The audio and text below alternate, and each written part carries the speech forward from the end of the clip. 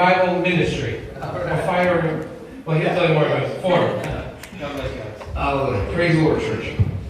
Really, the time is flying, and wisdom say that if you're going to be quick, you're allowed to, come back again. So I try to be quick as possible. All right, my name is Yantsevich, and I came from Belarus 18 years ago. Now I live in Western Massachusetts. And of course, first of all, I already heard what Pastor Earl did for Russian families.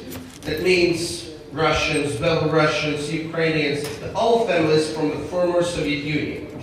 But that's not all he did. He and the old generation of United States of America. One time, I felt in my heart, I didn't want to say that God told me. I didn't heard the real voice from God, from heaven, right? That real talk to me. But I felt in my heart, whatever I go, especially in American churches, because I'm in American churches, Spanish churches, Russian churches, whatever God believe me, I'm supposed to say thank you for older generation. Because at the time, in Soviet Union, it was persecution. You guys pray. You guys collect money. That's why we are, the Christians, had Bibles, had a Christian literature, and has a chance, to do something that we supposed to do as a church, just because of you. I'm so grateful for that. Sometimes we don't think, it is matter. We just give the money, that's it. But today, you see the fruit of your sacrifice. You see the fruits of what you've done by the money. Maybe you've never been in the Soviet Union. I know Pastor Mike been a couple of times in St. Petersburg, but maybe nobody else. But it doesn't matter. Now you can see Pastor Vasiliy, you can see me, you can see any other people, to prove that it was working. It was working. It is matter. Because I was growing up in a family that not follow after reading the Bible all the time, going to church all the time. Yeah, we've been religious enough. Yeah, we had icons in our house, like Orthodox and Catholics. I knew about God. And I even didn't know that in my country, is not allowed to be a Christian. I was a guy like that. I didn't know that. But, one day when I was 17 years old, I met a girl. And she explained me the real way to be in a relationship with God. Not to be a religious person, but have a relationship with God. It changed my life forever. Until now. Praise the Lord for that. And then God gave me the beautiful wife. We married for 20 years. We have 4 daughters. Thank you for a blessing. Thank you. I have a lot because I'm working as an Uber driver for my past 2.5 years. And all the time when I share with the people, I have 4 girls. Everybody say, what? Right, God bless you. Everybody. And I was like, thank you. Yeah, I need it. Yeah, I accept it. That's cool. Yeah, God's blessing, that's what running us to move. Especially when you have a big family. Praise the Lord. And like Pastor Vasiliy tried to say the name of my ministry. I represent Fire of Revival Ministries. Yeah, it's kind of flames and fires, but it's all about fire. Because this fire that started to burn in my heart in 17 years old, still burning in my heart. Even I'm 44, praise the Lord. And that is important because when God, started working in us and move us, around, just keep going. Just keep going, don't stop. He needs us. He doesn't work only through the pastors, through the ministers, through the evangelists. It's all good. It's all good to have a crusades like Billy Graham or Benny Hinn. That's awesome. But God used every single one of us. No matter where we are. No matter, how, skilled we are. Maybe somebody more social, somebody not. But our life is a life testimony of God who lives in us. And when people touch your life, when you're close to somebody and they see something different, it's testimony for them. Oh my goodness, what's wrong with your life? Why are you so different? I wanted this life. And I've seen many testimonies like that, especially when you are, driving around in an Uber and Lyft. It was just a couple weeks ago. There's one guy, he lives in Southwick, but he's working here in Enfield in the jewelry store. And because I have my CDs, I have a privilege to gift those CDs to the people. And I met him a couple times. And one time, my CDs was with me. And I was like, hey, there's for you. Okay, next time I see him, he was like, you know what? Thank you so much, Alex. It's too religious. That's not for me. I was like, okay. Why that? And he started to share his story. And after a while, he took it back. And saying, you know what? I never seen the Christians like you. All I heard before, it's all about, you're supposed to go to the church. You're supposed to read the Bible. You're supposed to do this and that. And it was so unwelcome. I didn't want to hear that. It was rejection in my heart for that kind of message. And I was like, you know what? I don't care if you read the Bible. I don't care if you go to church. But what is real important for you to have a relationship with Jesus. Amen. Maybe nobody can see that. It's going to be in your room, in a secret place. But you're going to have the relationship with Jesus. You're supposed to start with this. And then Holy Spirit will do the rest. Amen. Of course he will start with the Bible because he would like to know more about God. Then of course he would like to talk with the people who understand those kind of things on the same page. But give people a room first to connect to Jesus. Amen. It's a start point of our, adventure with the Lord. It was happening with me. I didn't have any pressure with a girl I met, and all the time she just, talked about how wonderful God was. And probably the last point in my life, it was a testimony of great general of the Lord, Kenneth Hagin.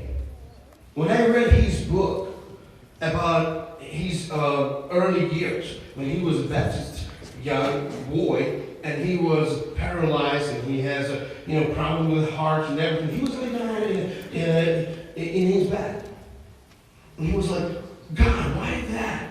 I'm a young guy, I'm dying. I read the Bible, I'm going to the church. I was born in a Christian family. What's wrong? And God gave him the revelation. You have healing in my blood. And he started to believe it, and he woke up. He just stepped up from his bed. For me, it was like, what? How is that possible? Are you kidding me? I mean, it's a miracle. It was really like blow my mind. And I was like, I would like to touch this God. I would like to be on his side. It's not only the icons in my house. There's real. It's something real. And I would like to be with it. And then she presented to me the small New Testament of Gideons. And on the very last page, it was a prayer and the place when you can, notice that this day I did it. I prayed my prayer, right? And I went home and I was like, I'm supposed to wait. It was March 27, 1993. But the thing is, I didn't have a separate room for me.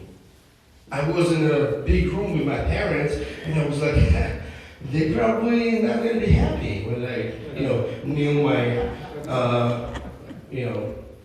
kneel myself before the Lord and start to pray, and everything. But I was like, hey, He's a living God. He's seeing everything. Even I'm going to be in my bed under my comforter. He's going to see me. Okay, that's a good idea. Okay, I learned by heart prayer. I laid down in my bath. I put my blanket on and I prayed. And in the morning, I woke up and I was like, really? What's wrong with this world? It's all different. It's still me, my body. It's still my house. It's still my country. All the same.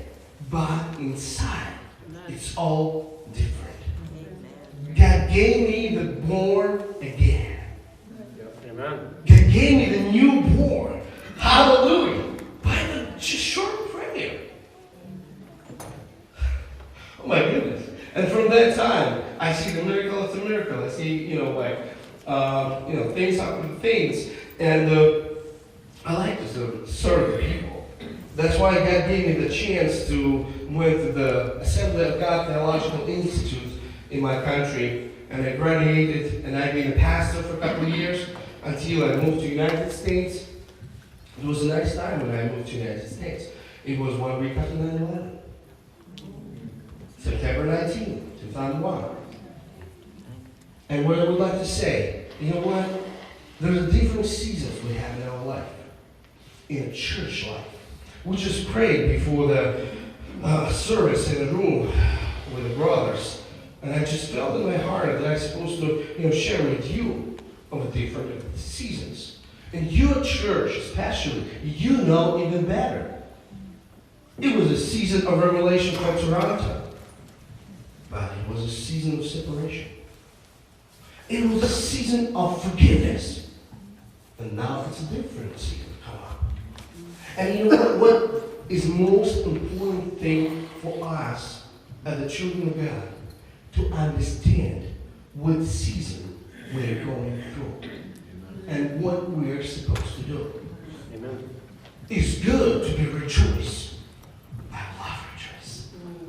That's why I'm suffering sometimes, because some of the Christians, they don't understand me. Why I'm moving around, why I'm shaking the hands. One of the pastor in one of the Russian church said, Alex, we like when you sing. And even when you raise up your hand like that, like, why are you doing this? Can you just stand like that? That's it. Why are you doing this? I don't know. I can't say why I'm doing that. It's just inside of me. I mean, yes, if you ask me, I can do like that. I can't even sit in a chair, and even don't move. If it's going to be better for you, but that's not me. That's not me. I mean, yeah, because I'm a servant. If you ask me to do something, yeah, that's fine. I can do that. Just to serve you. Just to be a blessing. But I like to be rejoicing. Amen. But at the same time, we have our seasons when we need to be in ashes. When we need to be so serious. When we need to nail ourselves before the Lord and cry and pray to the heaven. And I believe that United States of America, especially now, in this kind of season, when 244 years ago, when this country was born on Christian values. Today, lots of people say, why America is so blessed? Why America is so wealthy? Why America kind of the ruler of the world? And somebody's so jealous about it. America. But why? Because they put the right foundation for this country. Today is something different. You know, our people above us, they created the laws. You think like, are you real? How these things came to your head? How? It's impossible. It's all to kill the people. Why are you doing that? That's not the Christian values the fathers of this country create this country on. That's absolutely different. That's why it's a challenge for the church to stand up. It's not about that. Because no matter who is in charge now, that's good. We have a person, especially on top of the government, who respects the Christian values. It's good. But it's not going to be, forever. But we have a ruler above even him. We have a ruler above any government in the world. And our wealthiness and our confidence, not in that. Not in their games they would like to involve us into. No. We trust in the Lord. Amen. He's a ruler. No matter what language we speak, no matter what our background is, no matter, anything, beyond anything, He is Lord. Amen. Yeah. And there is the most important thing in the world, to have Him, your ruler, your president, somebody you worship to, somebody give you strong wisdom and understanding what you're supposed to do. Praise the Lord. That's why, I ask Him all the time what I'm supposed to do. And in 2006, we registered the Fire of Revival Ministries. And when I see need, maybe it's back to my country, Belarus, maybe it's somewhere here. I like to help the people. I like to be the helping hand. That's why, Q97, right? Radio station. Yeah, it's a radio station. 2 times in 16 and 17, we've been with them in Nicaragua with my oldest daughter, and helped the beautiful people in Nicaragua. And now my oldest daughter, who's 19 years old. 19 years old. I'm that old? No, I'm not. But she's 19. And she's in missionary Bible school in Jacksonville, Florida. Because he would like to prepare herself to be more missionary in this world. And God put in my heart, because I have friends in different countries, go to Latin America. And it's going to be Brazil, Argentina, and Colombia this year. And it's the first mission by myself from my own ministry. Because some of the people are saying, hey Alex, we would like to see you, whatever you do to share your heart, what God's doing in your life, to share with our people. And the major theme of my ministry, because I'm a musician, I graduated from musical school as a violinist, I graduated from musical college as a brass orchestra, artist and conductor and whatever it is. I'm a musician, and from 1996 I have 7 albums, 6 in Russian, 1 in English. I've been recording in a beautiful studio in San Diego for my last English album. Signature Sound Studio, where U2 been recorded their platinum album in '96, and Switchwood been recorded their gold album in 2005. And I've been in that studio. A simple guy from Belarus, being in that studio, legacy studio. I was like, God, what a privilege. What a privilege. Hallelujah. Why? For one reason. To record songs that's gonna bring people hope. They're gonna bring people love. that's going to bring people salvation. Open up their hearts to something really important in our life. Jesus. That's why that's one thing. And I like worship. I like prophetic worship. And what I like today, when I see the pastor during the song, he was just worshiping. He was just worshiping. You know, I mean, this service is so special. And even if I would not come to the stage, it would be enough already. God doing not only through the preaching, He's doing through the worship. He's doing through our relationship. He's doing through the things we can share between each other. It's very important to understand. That's why all of us are ministers. Because we just do something for somebody who sits next to us. Who just live next to us. Maybe it's our neighbors, maybe it's our co-workers, maybe it's just, somebody in a store somewhere. They just need help. And you're going to be just in time to see those needs and fulfill those needs. Amen. That's why I don't want to say too much. What are you going to do in Latin America? Sing the songs. Share our heart. What God's doing in my life. Share the stories. Real stories. Because everybody knows about God. Everybody knows about Bible. Everybody knows about church. But what people really need? They need us, the witnesses. Jehovah's Witnesses, I would say. It's kind of tricky, I know. But they need to see the witnesses of living God, of real stories, how God touched our lives. That it's not only the format we choose to entertain ourselves.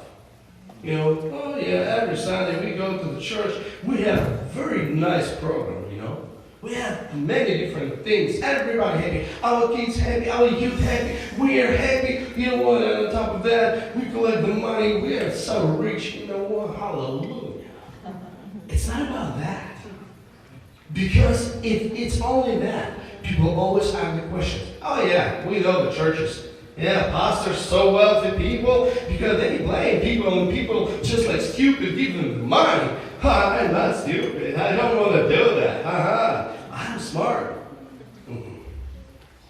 You're not. Until you know the Jesus. Until you understand why we're doing all of that. Why we teach our kids to love Jesus. To see the right generations that's going to create the right laws for our life. Why we teach our youth to see the people who are going to respect the older people, who are going to respect any other people.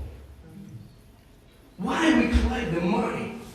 Not for us to be more wealthy, to our life to be better, to improve our houses, our cars and everything. Nothing wrong with that. But we love to be part of somebody's life. Maybe somewhere in Ukraine, maybe somewhere in Africa, maybe somewhere in Latin America, maybe somebody next to us. How many homeless? Not only in San Francisco or Los Angeles. They are around us. They're in Springfield, they're in Windsor Locks, everywhere. Needs are everywhere. Not only third countries. Needs are everywhere. If our eyes wide open because we love Jesus and we see the world through His eyes, through His heart. That's why He's saying, I would like to see you like my legs. They go there. I want to see you there. I want you to have my eyes to see surrounding just like I do. I want you to be my hands to provide the help on one time to somebody who in need. Hallelujah. That's what we're supposed to be, church. Hallelujah. And I'm so grateful for all of you that you're doing that. That you're doing that. It's not just our legacy. Oh, we've been great church. In the past, we did this and that. It's all good. But it's time to move on. Never stop. Never stop and, enjoy yourself in the past. There's the biggest mistake of the church. Just realize what season you are. Pray hard, like you had 10 days of fasting. To understand where God leads you now. And I'm so glad that you are the church where Holy Spirit is moving. I love it. That's why we're supposed to be tuned to God's soul, to God's heart, and to God's mind. And I would like to sing my kind of like the last song, goodbye song, but this kind of small preaching. It's let's tune your soul. Hallelujah. Yeah, you can start it.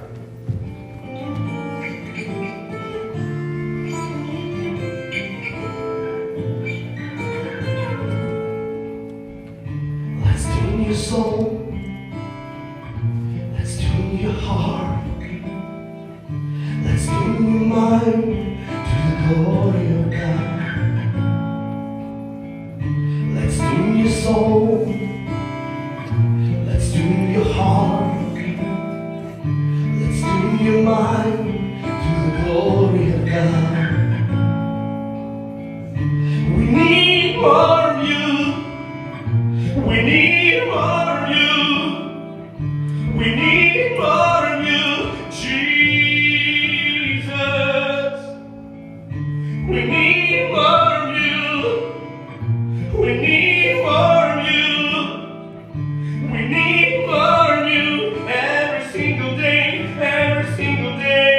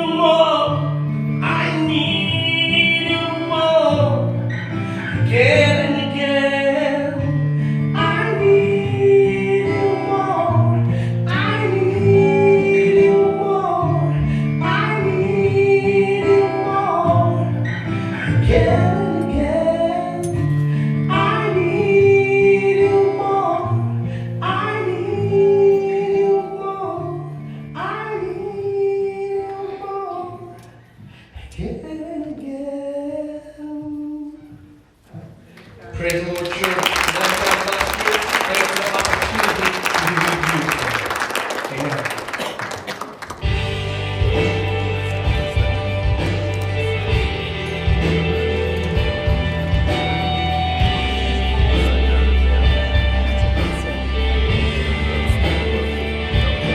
Over 200 years ago, where this country was born, we worship you alone, like one nation under you. Over 200 years ago, where this country was born, we worship you alone, as one nation under you. America runs in Jesus, America runs in truth, America stands together just for you, just for you.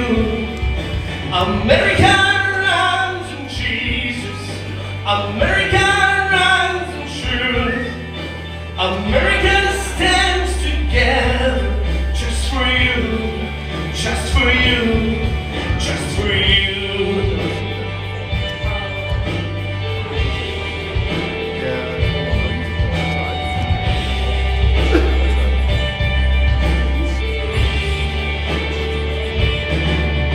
Let years fly ahead, but we remember that we worship you alone, as one nation under you.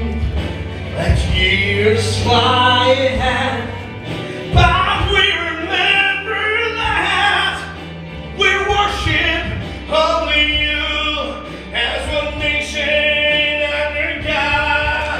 America runs for Jesus, America runs for the truth, America stands together just for you, just for you.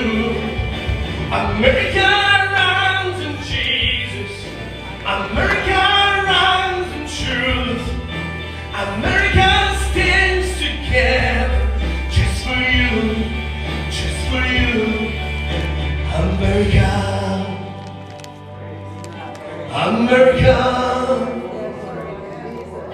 America, America. America, America, America, America. One more time together. America, America, America, America. America runs in Jesus, America runs in truth, America stands together